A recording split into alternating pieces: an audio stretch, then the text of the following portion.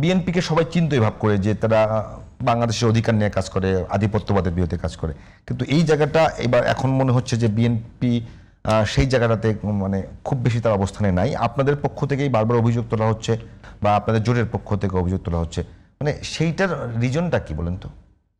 দেখেন, মানে আওয়ামী লীগ চলে যাওয়ার পর ক্ষমতা কাঠামোর যে ভ্যাকিউমটা তৈরি হয়েছে, সেখানে বিএনপি সামহাও ফিল করছে যে আমার এই অবস্থানগুলো নিলে আমি আওয়ামী লীগের মতো করে আমি ক্ষমতায় আসাটা ইজি হবে, আমার ভারতকে কিছুটা খুশি রাখতে হবে, তার সাথে সম্পর্কের জায়গাটা আমার, কারণ দেখেন তারেক রহমান সাহেব প্রথমে কিন্তু ক্লিয়ারলি বলতে পারছিল না তার আশা কিসের উপর নির্ভর করছে কিনা বা কেন তিনি আসতে পারবেন না।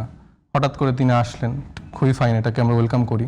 এবং আমরা দেখতে পাচ্ছি যে ভারতের সাথে তাদের যে সম্পর্কের জায়গাটা, কূটনৈতিক জায়গা থেকে আমার সব দেশের সাথে একটা সম্পর্ক রাখতে হবে, কিন্তু সেটা থাকতে হবে সমান অধিকারের ভিত্তিতে।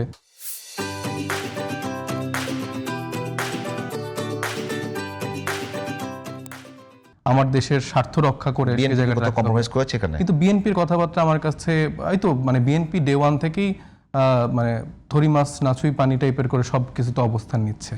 ধরেন এটা আওয়ামী লীগের বিচার প্রশ্ন বলেন, এটা সংস্কার বলেন, মানে হ্যাঁ আমরা আসি আবার আমরা নাইও, আমরা দেখব, আমরা করব, আমরা হ্যাঁ আমরা সংস্কারের পক্ষে আছি, কিন্তু আমরা কেন এটার জন্য ক্যাম্পেইন চালাবো, আমরা তো ক্ষমতায় আসবো।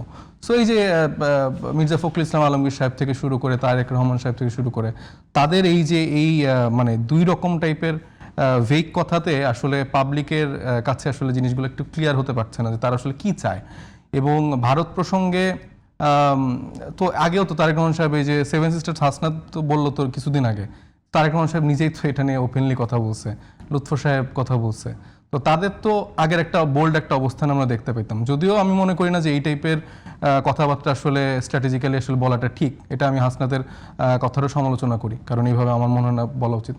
কিন্তু যেই সেন্টিমেন্ট থেকে সে বলেছিল, কারণ আমার দেশের যে গণহত্যা চালালো সেই শেখ হাসিনাকে তারা আশ্রয় দিয়ে রাখছে, আমার দেশের শরীফ ওসমান হাদিকে যারা মারলো তাকে তারা আশ্রয় দিয়ে রাখছে, তো তাকে যখন আবার তারা মুস্তাফিজকে তাড়িয়ে দিচ্ছে, আবার বলতেছে যে আমার দেশেই তোমার খেলতে হবে যেখানে অল্টারনেটিভ ভেন্যু আছে, তো এই দাদাগিরি এই মোরলগিরির বিরুদ্ধে তো আমাদের অবস্থান নিতেই হবে। ধন্যবাদ, আমাদের টাইম একেবারে শেষ।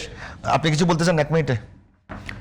না, হয়তোবা সাইদ মুস্তাফিজ ভাই আরেকটু যদি আগাতেন তাহলে আমি বলতে পারতাম। আমি ওই জন্যই বললাম যে কেউ যদি এই ধরনের কথা বলে যে তারেক রহমান সাহেব বা মির্জা ফখরুল ইসলাম আলমগীর সাহেবকে কোনোভাবে কম্প্রোমাইজ করেছেন কিনা, মানে এইটাই টোনটা বোধ হয় যে এই দোষারোপের জায়গাটা যদি করা যায় তাহলে বিএনপি অনেকগুলো কর্মসূচিও নিয়েছে, আগরতলা অভিমুখে তারা পদমার্চও করেছে, তিস্তার পারে কর্মসূচিও করেছে, কিছুদিন আগে মশাল মিছিলও করেছে। তারেক রহমান সাহেব বিবিসি বাংলাতে দেওয়া ইন্টারভিউতে স্পেসিফিক্যালি বর্ডার কিলিং এবং পানির হিস্সা নিয়ে কথাও বলেছিলেন, বরং এত স্পেসিফিক ভাবে অন্য অনেক রাজনৈতিক দলের অনেক কথাও বলেন না।